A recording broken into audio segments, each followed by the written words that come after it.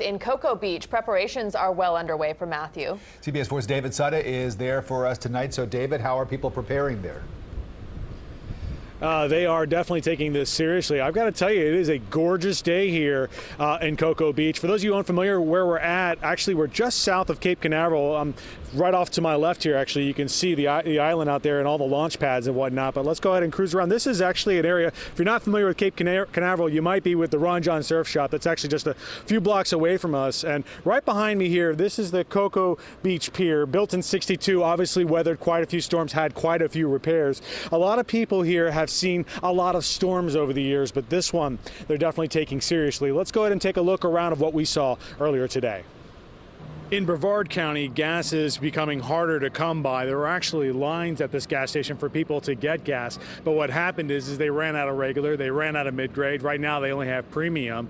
Pretty soon they'll be out of that as well. They're hoping to have refueling tankers come in, but nonetheless, the locals here making a run on gas and water, trying to get ahead of the storm. In Cape Canaveral, special protections are being put in place for a satellite that's expected to be launched next month. That satellite, ironically, will be used to improve hurricane forecasts. Because the launch is about a month out, none of the satellites and the rocket ships themselves are in a vulnerable position as Matthew approaches. In Brevard County, they have actually decided that all the barrier islands should be evacuated.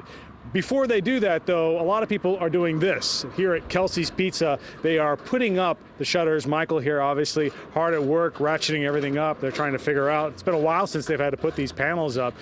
In general, they will have definitely some wind here, but they're more concerned about storm surge. This is an area that is likely to flood, and so that is why they have the mandatory evacuation here on the barrier islands in Brevard County. And this is a surreal scene here as it's beautiful out here. The hotels are completely empty. A mandatory evacuation went in place at 3 o'clock, meaning all of the Barrier Island hotels are completely empty. The other weird thing about being, if you've been in this area before, you know that this area is always flooded with surfers. I mean, come on, this is the opportunity of a lifetime, they look at it, to come out here and ride some big waves and whatnot. Not a single surfer out there tonight. Earlier in the day, there was a few out there, and I spoke to a few of them, a lot of them expressing concern. They're not looking forward to this storm coming through here and riding some big waves. In fact, they're more concerned about what's going to happen to their community. So we'll continue to follow this one as it develops right here in Cocoa Beach. That's where we're live. We'll send it back to you, and hopefully safe and sunny South Florida. All right. Thank you very much, David.